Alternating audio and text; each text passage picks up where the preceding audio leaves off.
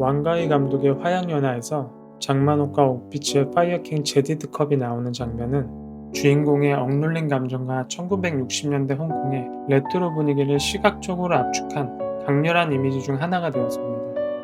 연두빛 밀크글래스가 붉은 배경과 대비되며 만들어내는 청량하면서도 애틋한 느낌은 영화의 정서를 그대로 담아냈죠.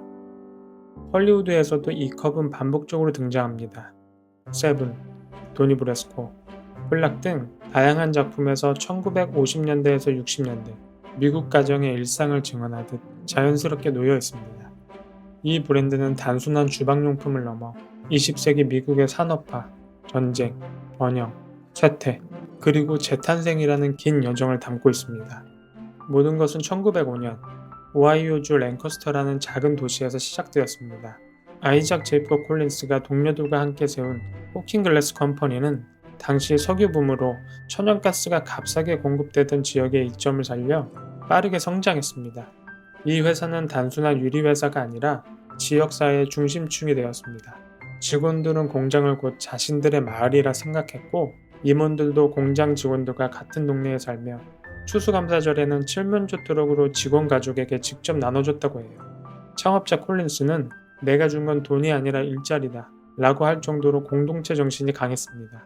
그 한마디에 당시 기업과 지역이 얼마나 밀착되어 있었는지가 드러나죠. 그러나 1924년 3월 그 세계가 한순간 흔들렸습니다.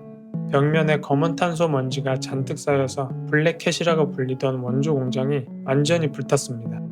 용광로가 24시간 타오르던 오래된 탄소 공장 건물은 화재에 극도로 취약했고 랭커스터 소방서와 마을 주민들이 총출동했지만 물 공급 부족으로 소방 활동은 사실상 무력했습니다.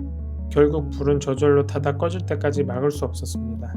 화재 진압 중 사상자 1명이 발생했으며 약 650명의 직원이 한순간에 일자리를 잃었죠. 손실액은 약 100만 달러로 1924년 기준으로 엄청난 금액이었고 오늘날 가치로 환산하면 수천만 달러 수준이었습니다. 하지만 콜린스와 파트너들은 이 끔찍한 사고에도 포기하지 않았습니다.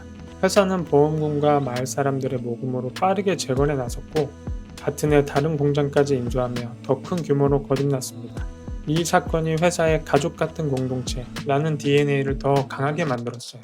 직원들은 블랙캣이 사라졌지만 우리는 다시 일어섰다 라며 자부심을 가졌고 이후 1950년대 황금기까지 이어지는 기반이 됐죠. 1937년 앵커 케빈 클로저와의 합병으로 앵코킹이라는 이름이 붙었고 1940년대 초 진짜 파이어킹의 시대가 열렸습니다.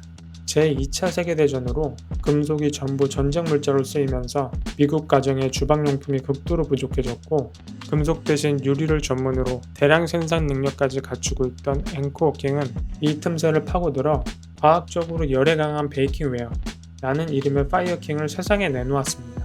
파이어킹은 전통 광고에 의존하지 않고 독특한 마케팅 전략을 사용하였습니다.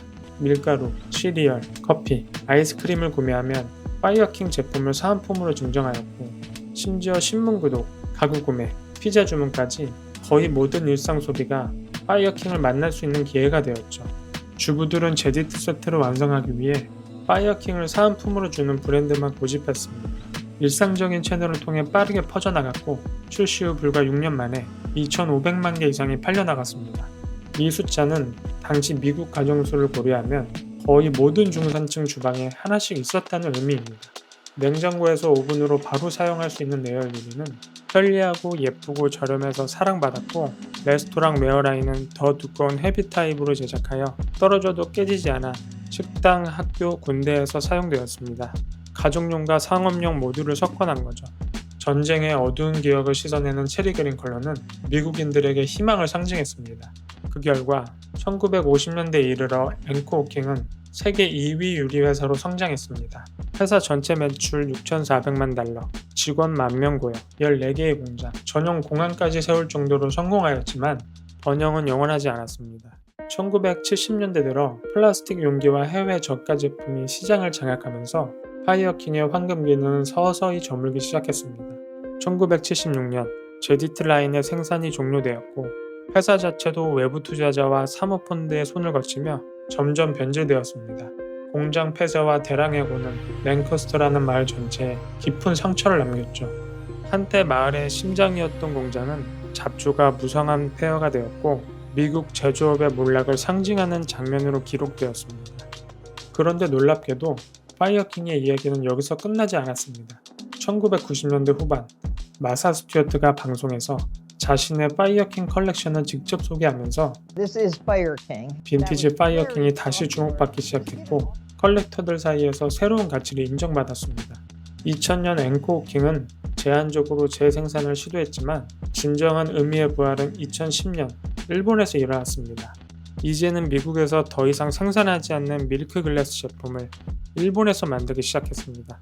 빈티지는 너무 비싸고 희귀하니 일상에서 부담 없이 쓸 수 있는 진짜 파이어킹을 만들자 라는 생각으로 앵코킹과 정식 파트너십을 맺고 원조 금형과 레시피를 계승해 일본에서 파이어킹 재팬이라는 복각 브랜드를 만듭니다.